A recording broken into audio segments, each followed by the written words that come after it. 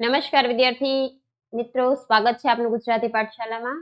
આજે આપણે જોઈએ ધોરણ 9 વિષય ગુજરાતીમાં પાઠ 2 ચોરી અને પ્રાયશ્ચિત. એનું સ્વ અધ્યયન પોથીનું સોલ્યુશન જોવાના છીએ.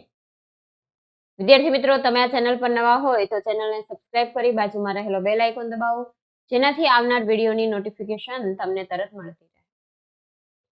જોઈએ આપણે વિભાગ અ જોડકા યોગ્ય રીતે જોડી ફરીથી લખો. પેલું આપેલું છે કૃતિ ચોરી અને પ્રાયશ્ચિત, એમાં આવશે ગાંધીજી. બીજામાં કૃતિ ચોરી અને પ્રાયશ્ચિત આત્મકથા ખંડ.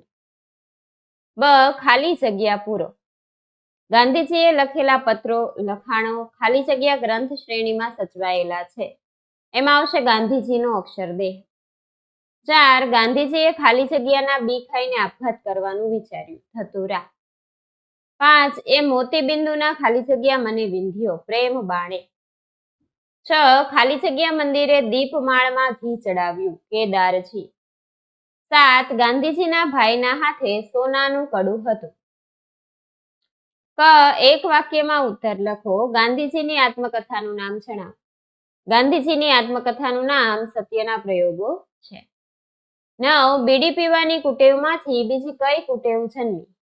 બીડી પીવાની કુટેવમાંથી નોકરના પૈસા ચોરવાની બીજી ટેવ ગાંધીજીમાં આવી. 10 ગાંધીજીના પિતાને કયું દર્દ હતું? ગાંધીજીના પિતાને ભગંદરનું દર્દ હતું. 11 ગાંધીજી બીડી પીવાની ટેવને કેવી કહે છે? ગાંધીજી બીડી પીવાની ટેવને કુટેવ કહે છે. 12 ખોટું કાર્ય કર્યાના અપરાધ ભાવમાંથી બહાર આવવા શું કરવું જોઈએ? આપણે જોખમ ખેડીને પણ દોષ કબૂલ કરવો જ જોઈએ. ડ 2-3 વાક્યમાં ઉત્તર લખો. ગાંધીજીએ ચિઠ્ઠીમાં શું લખ્યું હતું? ગાંધીજીના માંસાહારી ભાઈને દેવું થયું હતું, આથી ભાઈના સોનાના કડામાંથી નાનો ટુકડો કાપી દેવું ચૂકવવામાં ગાંધીજીએ ભાઈને સાથ આપ્યો. આ ચોરી કર્યા પછી ગાંધીજીને પશ્ચાતાપ થયો અને પિતાજીને ચિઠ્ઠીમાં ચોરી કર્યાની તેમણે નિખાલસ કબૂલાત કરી. 14 ગાંધીજી પ્રત્યે પિતાનો પ્રેમ કઈ રીતે વૃદ્ધિ પામ્યો? ગાંધીજીએ પોતાનાથી થયેલ ભૂલોનું પ્રાયશ્ચિત ચિઠ્ઠીમાં લખીને એ ચિઠ્ઠી પિતાજીને આપી. ગાંધીજીની આ ભૂલ સ્વીકારવાની વાતથી ગાંધીજી પ્રત્યે તેમના પિતાજીનો પ્રેમ વૃદ્ધિ પામ્યો. 15 ગાંધીજીએ ધતુરાના બી શા માટે ખાધા? ગાંધીજીને આપઘાત કરવા માટે ઝેર જોઈતું હતું. તેમણે સાંભળ્યું હતું કે ધતુરાના બી ખાવાથી મૃત્યુ થાય, એટલા માટે ગાંધીજીએ ધતુરાના બી ખાધા. પછી છે 7-8 લીટીમાં ઉત્તર લખો. 16 પાઠના આધારે ગાંધીજીનું ચરિત્ર લેખન કરો. આ પાઠમાં ગાંધીજીનો સૌથી મોટો ગુણ એમની નિર્ભીકતા અને પ્રામાણિકતા છે. તેમને બીડી પીવાની તડપ લાગી, એને કારણે નોકરના ખિસ્સામાંથી પૈસા ચોરવાની ટેવ પડી. એ બાબતનો એમણે નિખાલસપણે એકરાર કર્યો છે. એ વ્યસન છૂટતું નહોતું અને વડીલોની આજ્ઞા વગર કઈ થઈ શકે તેમ નહોતું. એના કારણે તેમને આપઘાત કરવાની ઈચ્છા થઈ, પણ આપઘાત કરવો સહેલો નથી એની પ્રતીતિ થતા એ વિચાર પડતો મૂક્યો. તેમજ ભાઈનું કરજ ચૂકવવા માટે ભાઈના સોનાના કડામાંથી એક નાનકડો ટુકડો કાપી કરજ ચૂકવવામાં ભાઈને સાથ આપ્યો. આવી અનેક બાબતો મનમાં ખટકતી હતી.